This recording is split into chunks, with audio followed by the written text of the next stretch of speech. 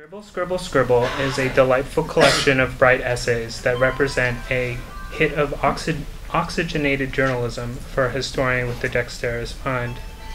With his keen critical eye, Shama invites the reader across a rich variety of subjects, from the Phi Beta Kappa oration at Harvard to the kitchen of his enthusiastic mother.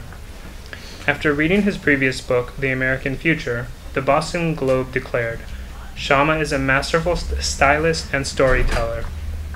Simon Shama is currently a professor of art history and history at Columbia University and previously taught at Harvard University for 13 years. His History of the American Revolution, titled Rough Crossings, won the National Book Award in 2006. Simon Shama is a long-standing cultural essayist for The New Yorker and has written and presented over 30 documentaries for the BBC, PBS, and the History Channel.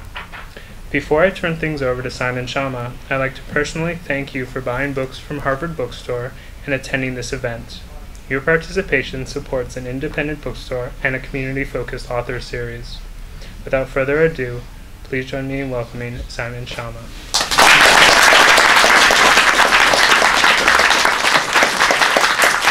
Thank you so much.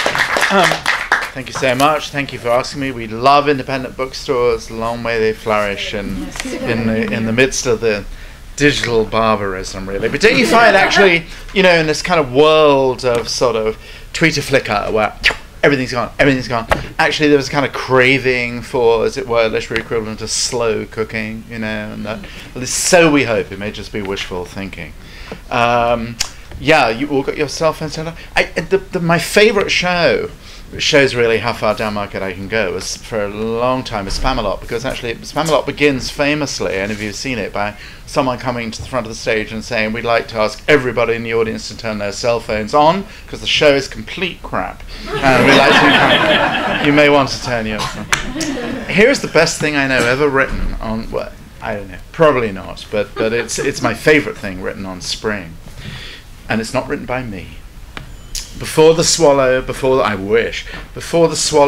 daffodil, and not much later than the snowdrop, the common toad salutes the coming of spring after his own fashion, which is to emerge from a hole in the ground where he has lain buried since the previous autumn and crawl as rapidly as possible toward the nearest suitable patch of water. Some kind of shudder in the earth, or perhaps merely a rise of a few degrees in the temperature, has told him it's time to wake up, though a few toads appear to sleep the clock round and miss out here from time to time. At any rate, I have more than once dug them up alive and apparently well, in the middle of summer. At this period, this is what made me want to be an essayist. At this period, after his long fast, the toad has a very spiritual look, like a strict Anglo-Catholic towards the end of Lent. His movements are languid but purposeful, his body is shrunken, and by contrast his eyes look abnormally large. This allows one to notice what one might not at another time, that a toad has about the most beautiful eye of any living creature. It is like gold, or more exactly, it's like the golden-coloured semi-precious stone which one sometimes sees in signet rings, and which I think is called a chrysoberyl. Okay, class, who read that? Somebody? Someone? Yeah, there was a, yeah. Darwin, I guess. No, but it could have been, because Darwin, it's more improbable than Darwin, because Darwin has his lyric moments, but possibly even more improbable, if one thinks of the lyrical essay, is George Orwell. This is George Orwell letting himself go. Isn't it beautiful? Yeah. And the reason I started with it, apart from the fact that we have this kind of hostile, fake, imposter spring, I think we should call it a technical spring, or an eventual spring, actually. Eventual is a very good word, I remember, and you've come to hear me do something, so I'm not even going to try and apologise for digressions. If you didn't want to have them, why would you be here? So my favourite use of the word eventual is in a wonderful Jerry Seinfeld stand-up routine. where he talks about little old Jewish people driving huge cars, huge old Oldsmobiles in Miami, and it's very spooky. And any of you who've negotiated traffic in Miami will know this. You don't actually think there's anyone driving a car. They're very, very low and very slow, and they always have in these big cars what Seinfeld calls an eventual left turn, which I think is lovely. Hang on. The reason I let you guess at Orwell is because Orwell really was the reason, I think, actually, why I learned very early on. I guess I read this essay. It was produced for us by the best teacher of any kind in school and university I ever had, a truly remarkable teacher. When I was 12, I think, really, and we did at the same time get an intense diet of Orwell. We got Animal Farm, to be sure, and we got 1984, which is actually really not in the way for children, not because of what happens really in the terrifying climax of 1984, but because it's a very complicated, in terms of the imagination, exceptionally rich book, which is often torn out of context to sound like a slightly fictionalized position paper, which those of you who haven't read it lately, if you reread it, will discover it is anything but. But Orwell nonetheless was held up to us. There was a daunting aspect to Orwell too.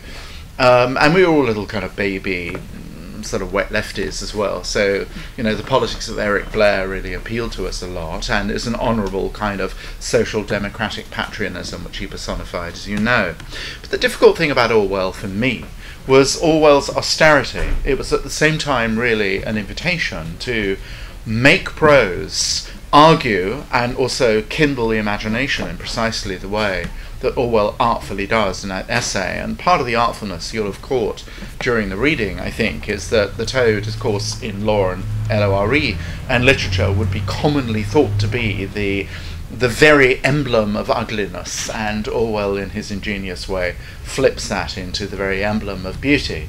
The problem about Orwell was simply it was an impossible act to really aspire to, because there was the kind of limpid quality, the extreme, at least it was argued to us that it was all really about exceptional transparency, economy, clarity. And only once one had mastered those rather austere, almost neoclassical qualities of manipulating English prose were you allowed even the faintest sense of lustrous ornamentation, like the eye of gold that resembles, I think, incredibly calculated comma, I think, comma, chrysoberyl.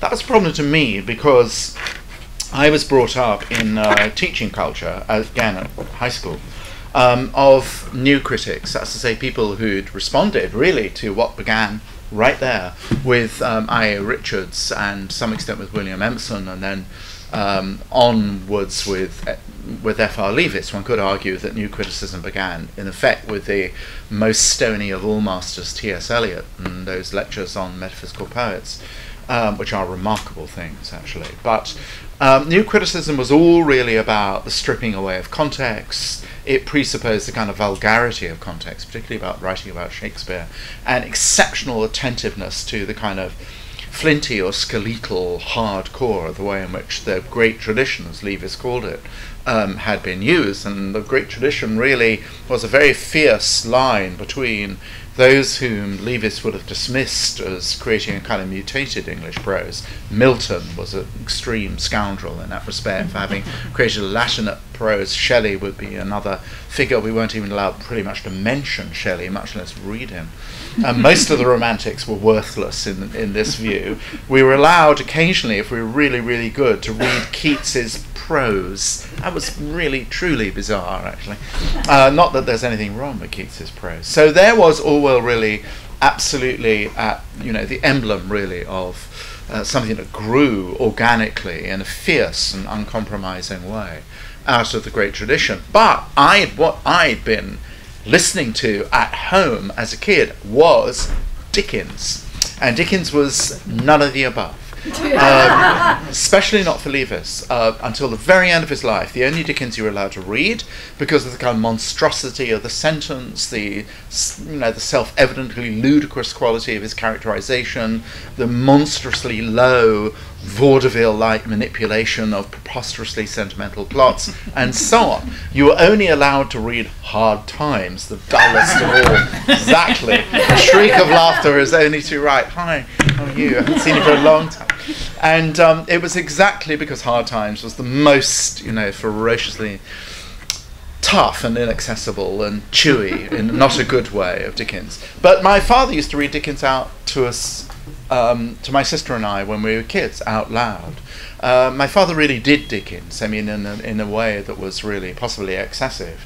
When he was a sort of mostly self-educated person, and when he finally got enough money to have his first seaside vacation, he ran into, my mother and father said, and I'm no reason why it shouldn't have been right, it sounded like my father, he ran into a book vendor called Barrow Boy in London on his way to Victoria Station, who was selling a set of Dickens, which I now have inherited from my father, rather beautiful sort of late 19th century set, and he traded in the railway ticket for Dickens and took them home and started with Pickwick Papers and locked himself into it.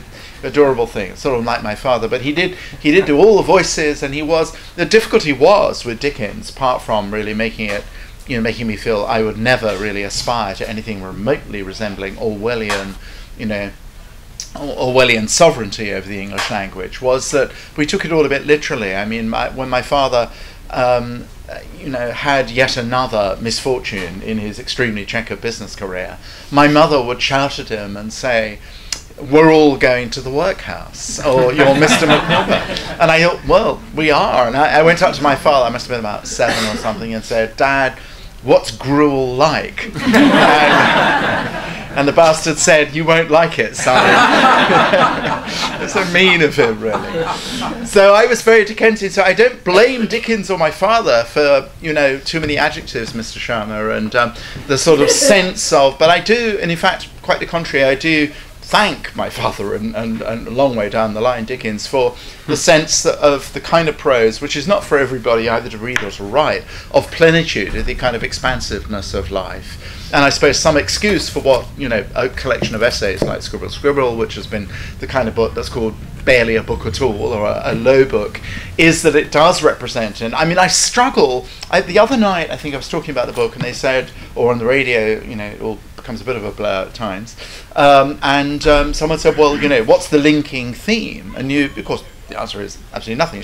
But you struggle and you say, oh, memory. It must be. It's amazing how many of us actually, both in academia and the writing world, go on about memory. It's usually a sign we're losing ours, actually, at this stage of life. But memory, food and history and biography, there is an element of memory about it. But the truth is, of course, actually, it's a representation of the extreme, for better or worse, variousness of one interest. My friend Jeff Dyer, who's a sort of dazzling essayist, talks about, who loves and is totally unapologetic about producing collections of essays. He lives to do it, he claims. And he says, well, the problem is actually you get incredibly interested in something, and almost before you're finished being interested in that, you're amazingly interested in the thing which it leads you to be interested in next. And it's sort of just never stops in that way, and there's something of that sort, I suppose. So it represents in some sense the sort of plenitude or variousness of interest. But back to essay writing. I've also, spent a lot of time, many of the pieces are journalist pieces, not all. One of them indeed was the Phi Beta Kappa oration, actually, given here, which is called The Fate of Eloquence in the Age of Ozzy Osbourne, and states the piece slightly. And then there are 1 or 2 lectures, particularly about Victorians I admire and I find provoking in the best way, Ruskin and Thomas Carlyle in particular. But I guess really what I want to say is when I went back to Orwell and when I got over my Orwell funk, and in my journalist years, what I really did feel about George Orwell, it's not actually explicit in some thoughts on the common toe, but it is in the greatest things Orwell ever wrote, is his sense of what I would call a dramaturgy of the essay. which is a slightly pretentious way of talking really about the essay as a great exercise in pace.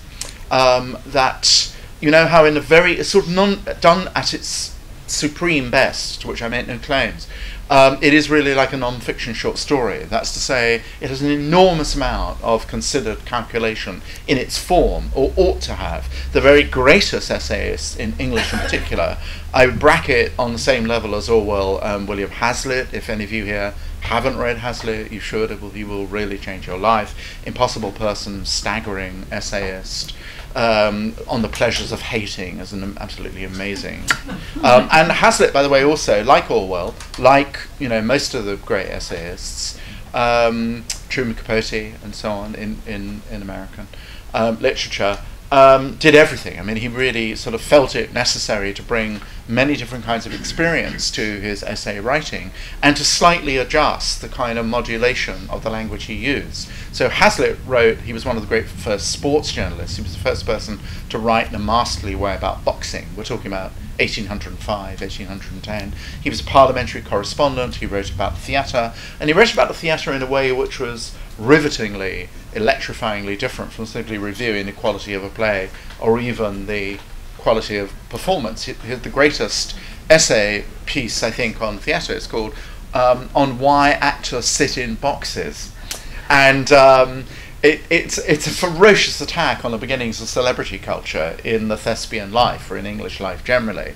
The general thing is it's bad enough we have to, you know, contemplate really horrible, egregious fits of overacting on the stage. We ought to be spared the sight of actors receiving the plaudits of the audience, even in plays in which they're not performing themselves, actually. It's brilliantly insightful on the kind of egomania at the beginning, the fountainhead, really, of celebrity culture. So Hazlitt's really extraordinary. And Hazlitt, with Orwell, had this sense of dramaturgy, an incredibly brilliant, subtle, artful, careful consideration of actually how you pace an essay, almost like a short story.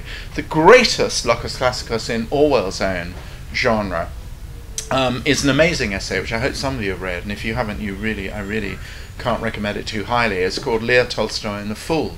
And how many of you happen to have read that? Only the brilliant gentleman in the front. Okay, well then you know it's not a good thing to give away the twist, because it is really like a short story to read that. And it asks itself a question. It begins with a question, which is, why did Tolstoy hate Shakespeare? Why did Tolstoy feel Shakespeare was, as he put, tedious and repellent, and the most overrated writer? Tolstoy loved Dickens, as a matter of fact, but could not understand really why everyone got the English, but everybody else, Italians, Germans, especially Germans, French, really got all sort of excited about Shakespeare, some sort of extraordinary paradigm of the marrying together of thought and feeling. And the essay sets out to, Orwell's essay, why Tolstoy was so alienated from Shakespeare, and he does it through Tolstoy's comments on King Lear. And the essay, although if you're very, very attentive, clues are dropped. The essay is an incredible exercise in the art of withholding. And I'm going to withhold it from you, because I know that it'll be excruciating for you, and you're going to rush off to the library or get it online or something, which you should.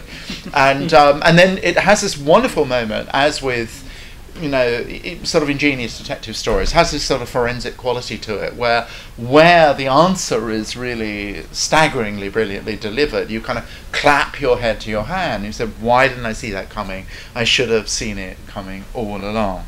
So in a sense, I think, these extraordinary kind of masters. The other person I was going to read, but wow, time is flying when one's having fun. I might just read a little, who I think is also a great dramaturge. And I just want to finish before I stop. I may or may not read a bit of Shama, I don't know. I still get, embarrassed. But I do want to say a word about the relationship between the scholarly life and the journalistic life, or the essay crafting life, before I shut up. But I'll just read from one other essayist who you really didn't need to read, and this is MFK Fisher. Really good. Who's not just suffered during her life and ever since, really. She keeps on being rediscovered like the wheel, but she's thought of as, quote, a food writer. Now, you'll know there are food pieces in, I now, for my sins, have a monthly food column in a magazine, actually. None of your rubbishy restaurant reviews, any idiot can do that, but it's this hardcore recipe writing. But food writing, really, I have a huge respect for when it's actually executed at a very high level, again, of craft, even of dramaturgy. And there's nobody better than, in my view, has ever been. She translated Brillat-Savarin. In some ways she's better than Brillat-Savarin. And she's more an acute psychologist of social behaviour. And to sort of just simply pigeonhole her as a food writer is misleading. She's a life writer. She writes about the relationship between food and desire and sex and parent-child relationships and the world, the cold, hard world out there. Really with exceptional cuteness and beauty and a very tough kind of laconic elegance. She is actually not just one of the great women writers, that's already say women, kitchen, food, that's stupid. She is really one of the great writers of the 20th century in all of American letters, I think. Just a sort of, just a soupçon to be horribly sort of cute about the, what she would hate. She's one of the people I really wish I'd met. She died 15 years ago or so in Napa Valley. She was apparently a ferocious old Tartar in her old age, but kind of like ferocious old Tartars, and very beautiful. Mary Frances Kennedy Fisher. And here's just, I do actually quote from her, maybe better actually.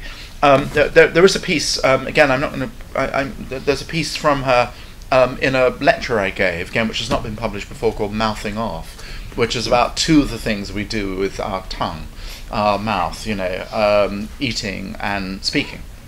And she was, I quote, I think I probably will actually read from that, but there was a wonderful essay when I thought about one of the things in this, which is called The Gastronomical Me, but you can find her work, I'm sure it'll be in this shop. And she is wonderfully, there's a kind of tart fury in MFK Fisher, which I love, as in this very early essay about her childhood when she was already cooking, and her mother had just given birth to a rival.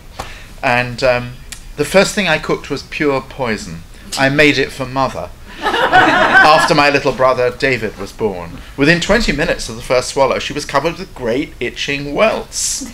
Just a gleeful response. The doctor came, soda compresses were laid on, sedatives, mild physic was scattered about, all subsided safely.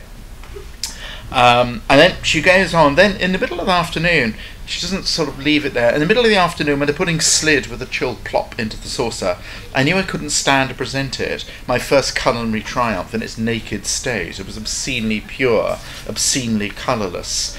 A kind of, well, she goes actually, yes, a kind of loyalty to Aura, who's the sort of nurse in the house. Without telling her teacher, Miss Falk, I ran into the backyard and picked 10 soft, ripe blackberries. I blew off the alley dust, placed them gently in a perfect circle around the little pudding.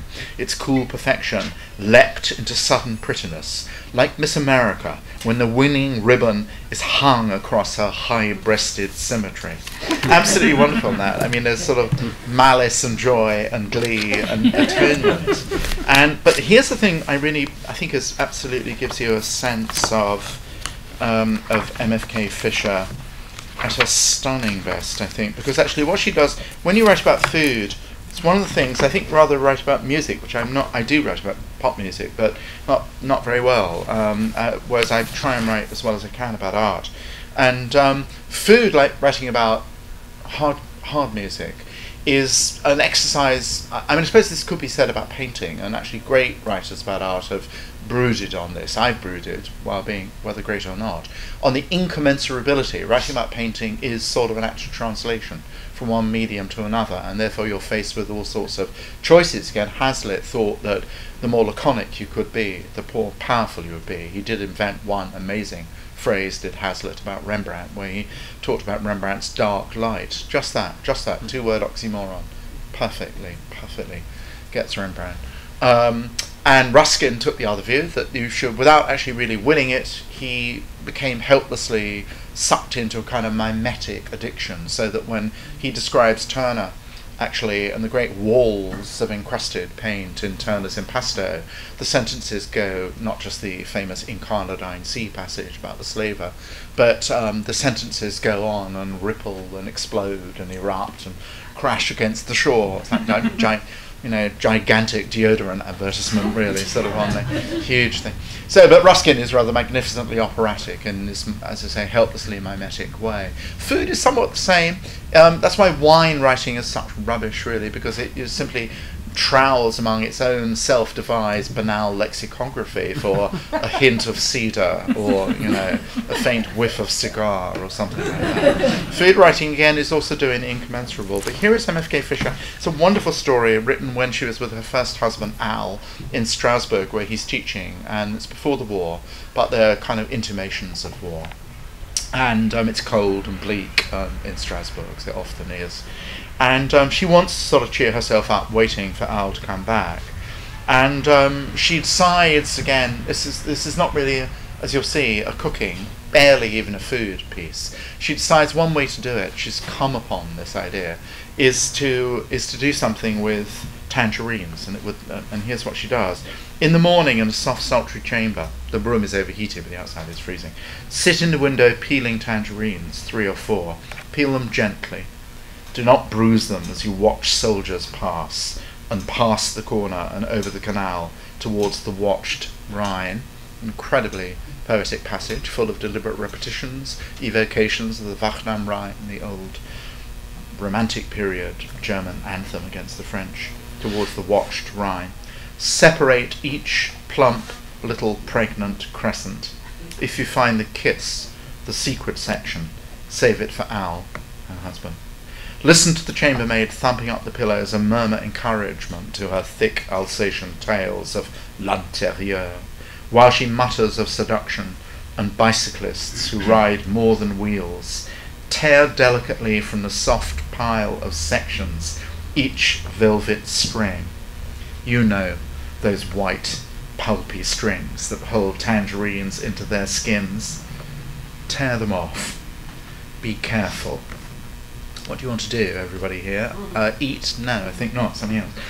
The sections of tangerines are gone, and I cannot tell you why they are so magical. Perhaps it is that little shell, thin as one layer of enamel on a Chinese bowl, that crackles so tinnily, so ultimately under your teeth, or the rush of cold pulp just after it, or the perfume. I cannot tell, but there must be someone, though, who knows what I mean. Probably everyone does, because of his own secret eatings. That's pretty, that transcends food writing, I would say. I just have a quick word. Where's Brian? Gone. Shall I shut up now, or can I have 2 minutes? You may have 2 minutes. Thank you very much. I would say that when I went to Cambridge in the 60s as an undergraduate, Cambridge, England, that is, there were 2 schools of what you had to do to be a historical scholar. One said, touch journalism and it's like pitch and you'll be defiled. And that actually view went back, serious view, it was the sense that went back to Bishop Stubbs in the late 1880s in Oxford, who felt that history had been contaminated by its relationship with popular writing, and he was thinking in particular of the relationship between Carlyle and Dickens. Carlyle very generously wheeling his books from Cheney Garden round to Dickens in a wheelbarrow when Dickens was working on Tale of Two Cities, or the relationship we know that disturbed Bishop Stubbs between Jules Michelet and Victor Hugo, the same kind of thing. So the notion was that writing history for the people was nothing to do with the self-effacing austerity of editing documents from the archive. And one had to take a sort of monastic self-denying ordinance in order to have that kind of transparency, that honesty and that humility before the raw chunks of archive, which you were appointed really to deliver to your fellow scholars. And there's a lot of truth and honour actually in that view. But the other view, I just happen, a lot of, the way one leads one's life as a writer ends up being a matter of dumb luck. I ended up with somebody who I talk about in the book, called J.H. Plum. And he had the opposite view. He'd been taught by G.M. Trevelyan, who was a great popular historian. And Trevelyan actually was a descendant of Lord Macaulay. again, who was the sort of emblem of everything wrong with historical writing for people like Bishop Stubbs. And Trevelyan was a great scholar, ferocious scholar, both medieval and 18th century English political history, but believed, on the contrary, as he told Jack, paraphrasing Kipling, what do they of history know who know only other historians? And Trevelyan's view, inherited by Plum and therefore passed on to lucky people who were taught by Jack, including Neil Ferguson, who was his last student, and a young colleague, and Linda Colley and David Calladine and John Brewer and many of Roy Porter, was that really scholarship and popular writing nourished each other. And in some sense, if you didn't make, it sounds very uncontroversial and pushing against an open door, but it really wasn't some time ago, if you didn't really make the effort to communicate history, it after all begun with Herodotus and Thucydides, who were protagonists. They treated history like a kind of civic craft, a vocation, shouting in the marketplace, as I remember Jack describing Herodotus over imaginatively. But if you didn't really join these two languages together, these two ways of communicating the past, and somehow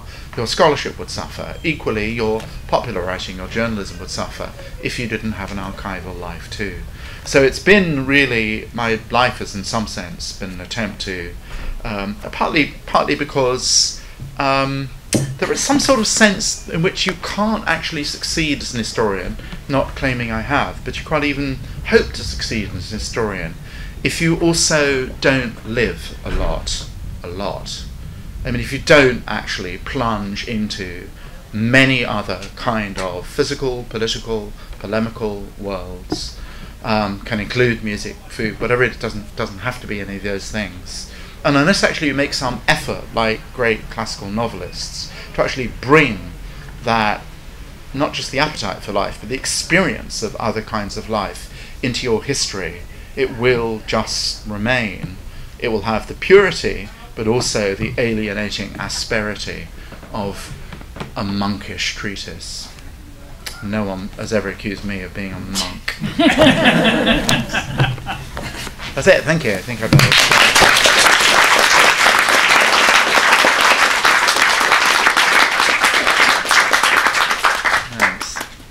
Questions? Yes, lady there.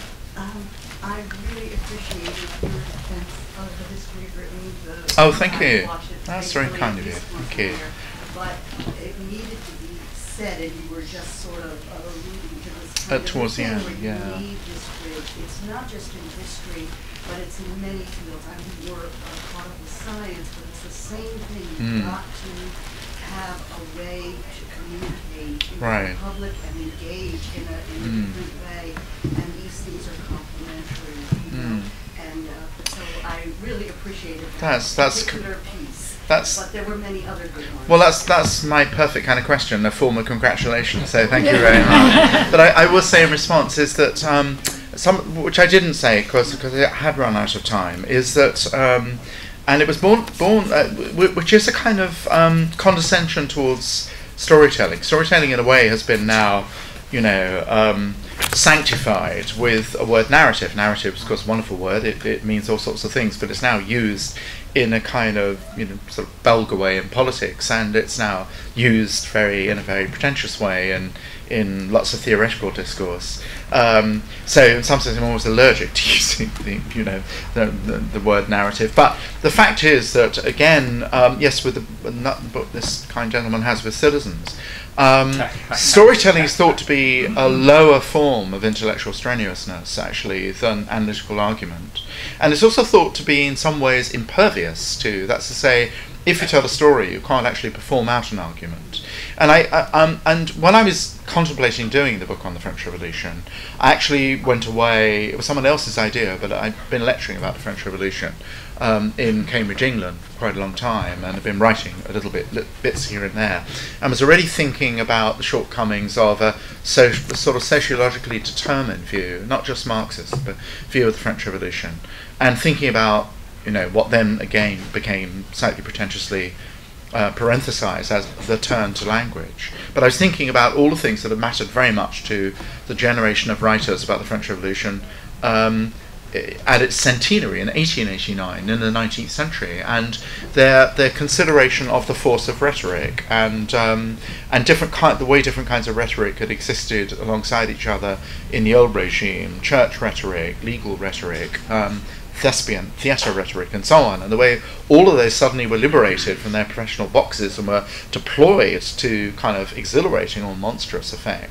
by the way language itself got an extraordinary kind of liberation once upon. So I thought, well, I should read a bit of phenomenology, and I did indeed, bury myself in Husserl and things like that, who then made a case for the way we narrativize our own day. You and we can all go leave this shop, all this store, and narrativize what we've all experienced possibly in the last hour, and how in fact narrative, so far from being in some sense history light with an L-I-T-E, an alternative to argument, is in some sense, can be, not necessarily is, the most sort of exacting vessel in which to contain argument, and gives you a chance to sort of perform it out in the story.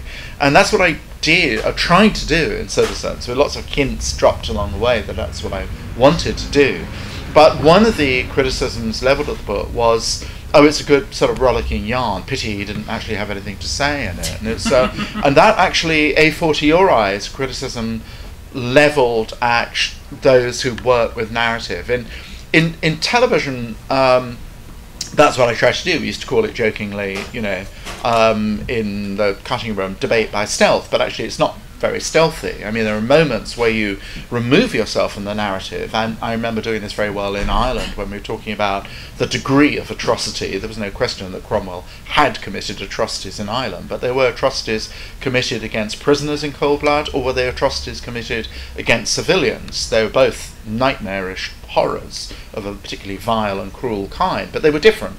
Actually, they were different kinds of horrors, and I remember sort of standing there, actually having set the scene and told the story of what different witnesses thought might have happened, and saying, here's a different view. So while it was a little monovocal, the history of Britain, it was an attempt absolutely to make debate play through a story. And lots of historians do this now. I mean,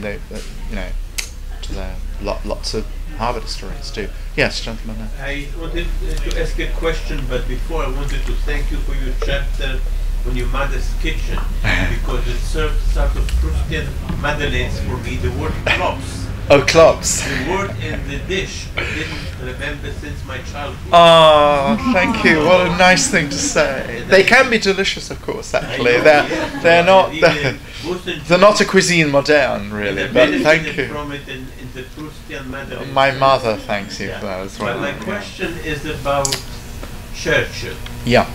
And you mentioned him in 2 chapters. Yeah. And he was a great leader. But to go back to your last few words about atrocities, there was, as everybody knows, a mass murder of people, of 6 million people who happen to be Jewish, including 1.5 million children and babies, on the watch of Churchill. I didn't read every word of his histories, but what I read, I didn't come across any mention of it. But this is not a major point. My question is, as you probably know, there were 2 pathetic ships with 200 people who escaped Hitler's hell, and the Patria and Struma, they both sank because they were not permitted entrance into what was British Palestine. The excuse sometimes given that the Arabs would turn against the British, they were all pro-Nazis anyway. So what is your take? Why did Churchill stand by? It was known after a year what's going on, and do nothing about it. Well, this happened at the sinking of the ships and the pardon?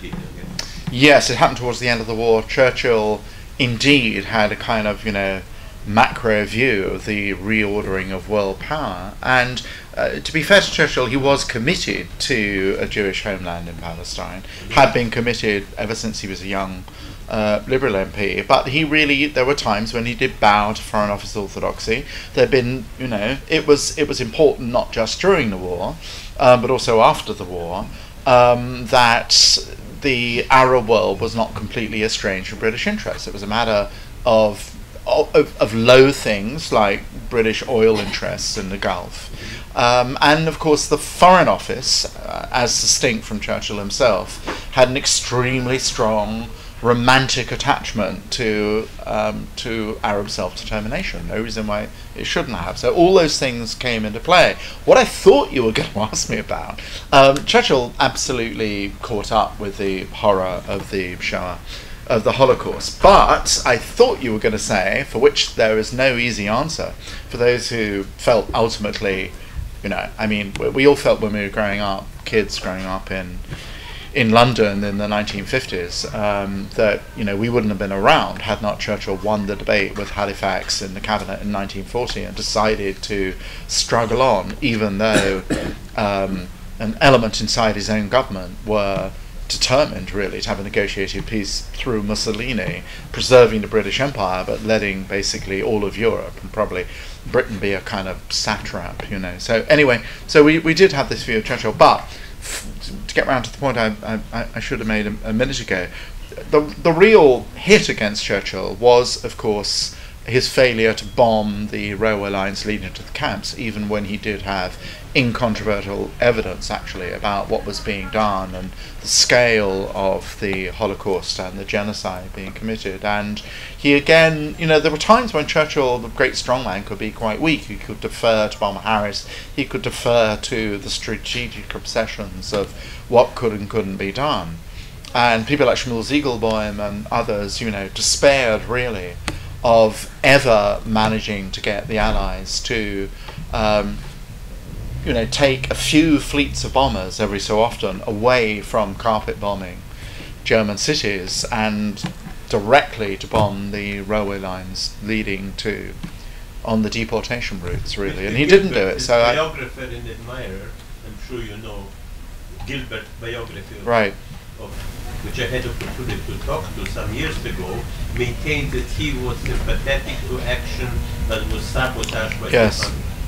That's quite possible, but in the end the Prime Minister called the shots, but he decided not to call. No, he deferred to Bomber Harris, he deferred to Alan Brooke, it was possible. And he was, by 1943 and 1944, he was drinking too much, he was sleeping too long, he was less in command of the overall war picture than one imagines, actually. Yeah. We've just passed Patriots' Day yesterday, and I wonder if you could talk about your views on the appropriation of the American Revolution by the Tea Party. Yeah. Well, I wonder what you expect them to be. Hostile is the answer. There's a bigger question in a way even behind that. Is that history itself, and particularly the history of the revolution, has indeed become kind of wheeled in a kind of ultra right-wing conservative but sort of Disneyland animatronic version. It's all really about planting little tricorn hats on yourself. And I'm actually surprised. I mean, again, one of the Harvard faculty who I admire beyond words, Jill Lepore, wrote a long piece about that in the New Yorker, but a surprisingly decorous piece, I thought, in the end, actually. I thought weirdly reined in. I didn't quite understand that.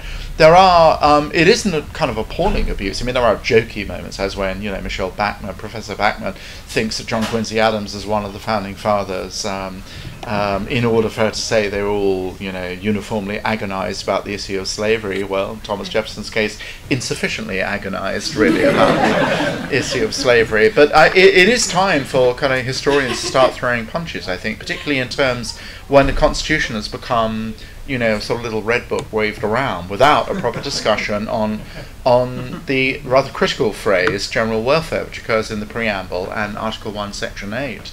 And the issue is whether or not, there was a great and very important debate that went on between Madison and Alexander Hamilton about how expansive the general welfare phrase, very clearly calculated, was supposed to be. And Hamilton said it is really unclear as yet what purposes Congress might in the future have in mind in passing legislation. And he meant something more than simply providing for the common defense, because the phrase reads the common defense and the general welfare. And Madison had a much more restricted and said, well, actually, general welfare doesn't mean anything. It's actually just sort of synonym for general legislative oversight, actually. But really, Hamilton had much the better of the argument, in my view, and that debate was engaged with in defending Social Security in 1935 in US versus Butler. It's not like the issue of what was meant by that incredibly important phrase right at the front of the Constitution. But you know that needs to be. I mean, when, for example, Speaker Boehner actually thought confused Declaration of Independence and the Constitution, thought all men are created equal was in the Constitution. But he nonetheless had people read the Constitution. Do you remember at the beginning of the present 112th Congress, where you wonder really what they made of Article 1, Section 8. It is really critically important to have that debate again. It's up to the rest of us, really, who have something invested in historical truth. And the odd thing is, I think actually, again, and then I'll stop, because it's such a good question. I think there is this kind of profound issue about the kind of honour of history at stake here, not to be too suddenly and uncomfortably pious about this. But the notion is that what history is not, is consolatory, self-congratulatory, is simply the pedigree of the wonderfulness of us, and the invariable pedigree of the wonderfulness of us. That's anti-history. That's history of, Stalin commissioned that kind of history. What history was, again, to go back to our great friend Thucydides, was an absolutely unsparing argument. What historians are supposed to do is not send you to sleep feeling great about the founding fathers. It's supposed to keep you awake. Its nobility is all about the vigour of contention about memory. And Thucydides was not some, remote professor. He was a protagonist in what he was describing. He was a general who was fired for incompetence on the northern front of the war. But the whole of the greatness of that book, flinty toughness of that book, is not, the Pericles speech, which is usually ripped out of context for core curriculum, but of course the great, spectacular, catastrophic nemesis of the expedition to Syracuse. And the greatest and most important and most profound debate is between Nicias and Alcibiades about about what is at stake for the integrity of Athenian democracy in purposing such a kind of unscrupulously adventurous and gamble in the expedition to Sicily. And it's all going to turn out very, very badly indeed. So in that sense, the honour of that particular tradition in history was its refusal to provide bromides, really, for discontent. On the contrary, its insistence on making the discontents deeper, harder, more examined. Its bravery in believing that true democracy, is made more healthy by the ferocity of its contention. And that young lady there. You briefly mentioned wine writing, which is something that I read a lot of, and I enjoyed that. Mentioned what? Sorry. Wine writing. Oh, wine writing, yeah. It's not entirely true. It's a little... Andrew Jeffords. Do you read Andrew Jeffords? He's great. He's great. Oh, I'm sorry. I exempt him from... Yes, he's wonderful. He's a real poet, I think, yes. Yeah. My question was... Oh, yeah. Is there good wine writing? But also, I love the idea of it being a translation. And I think certainly with food and art, other things that are already art forms, the idea that it's the translation is certainly accurate, but then also perhaps when you have a list of nouns, as most wine writers do, it's either that it becomes lacking. So I was curious if you feel like if you're critiquing art, if to keep it in art, as in making it poetry, you're talking about wine, that might be a better angle to take, and or other wine writers like you. I face this a lot. It's another, God, you're a difficult bunch. Your little questions are really good. So, I faced this a lot with Rembrandt's eyes, and when I was doing that, because I wanted to go back again in my kind of perverse way to kind of try and revisit genre, which I thought to be kind of anachronistic, really. And I was trying to do not formal analysis so much as really 19th century ekphrasis, kind of thick description, actually, of the way Rembrandt, but thick the word. It's not just the case that Rembrandt does use trowel like impasto at the end. I really meant there's more in the sense of exacting physical description. You know, the way a line goes, the way colours are laid on, the way modelling is built up. There was actually more, in some sense, actually to disaggregate and then examine piece by piece. You can kind of make your language travel through different things, from kind of tone to light to density of colour. There is a lot to say. You don't by any chance have a copy of Rembrandt's Eyes, do you? Which is probably, yeah, okay, because there is a, and sometimes I was so determined to actually do that kind of work because I felt there was a kind of real plenitude of effect that you could actually articulate without in any sense being, you know, poetic in a kind of Piterian way, just really sort of absurdly fluffy about it. You could be hard and concrete and material. That's what I tried to do. Yeah. Anecdotally, I was at Cambridge about a decade after you, and I.A. Richards was still there inventing new austerities. Yeah. And he had a new protocol for reading Milton, as I recall, involved an overhead projector and much fumbling on his part. They came round a bit. But there was a moment when he simply read Comus. Oh, yeah. And it was biting that tangerine. Why? That's one. Yeah, is that what Milton doing the biting, or Richards had realised that? That's wonderful.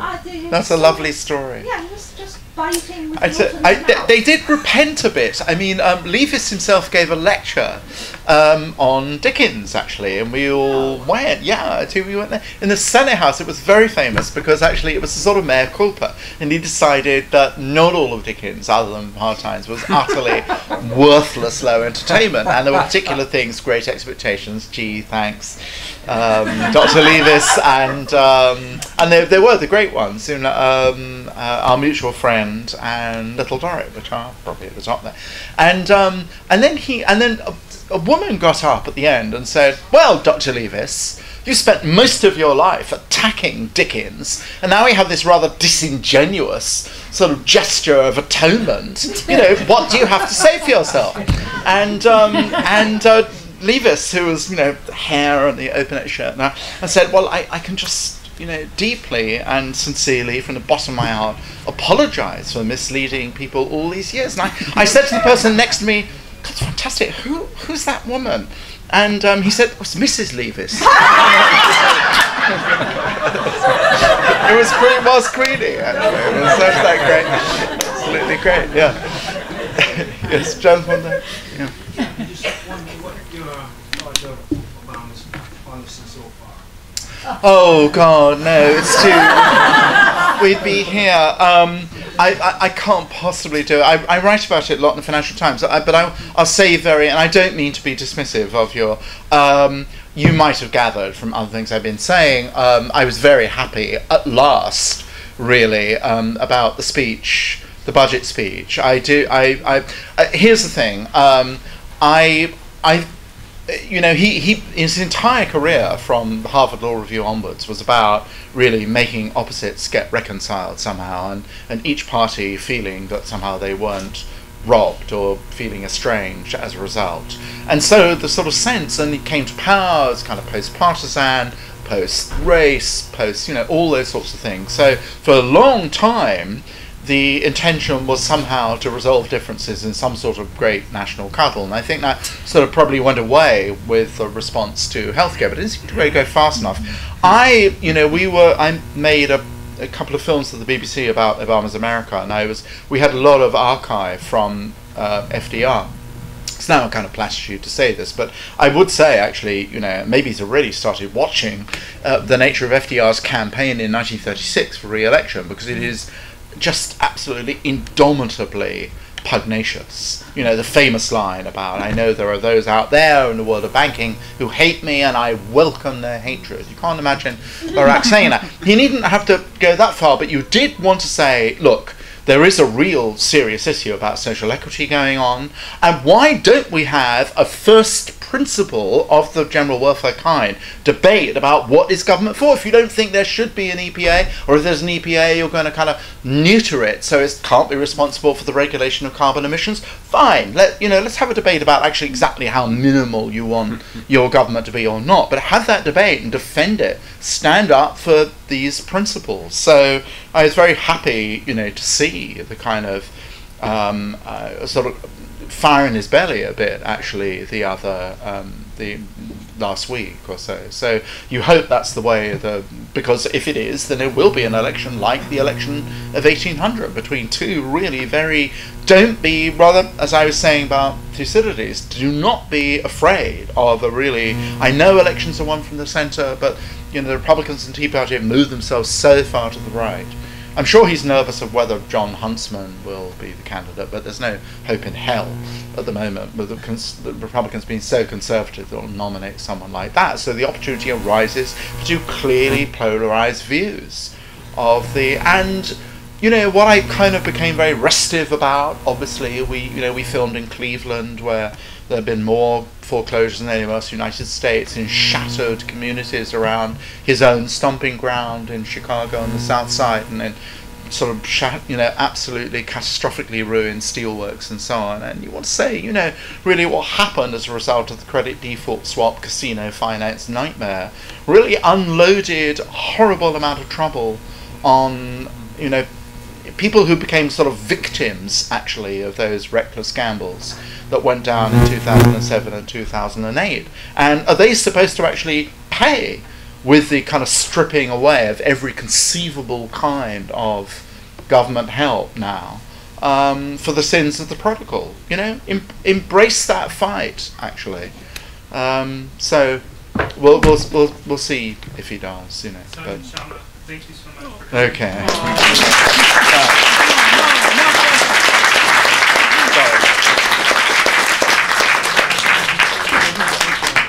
Okay.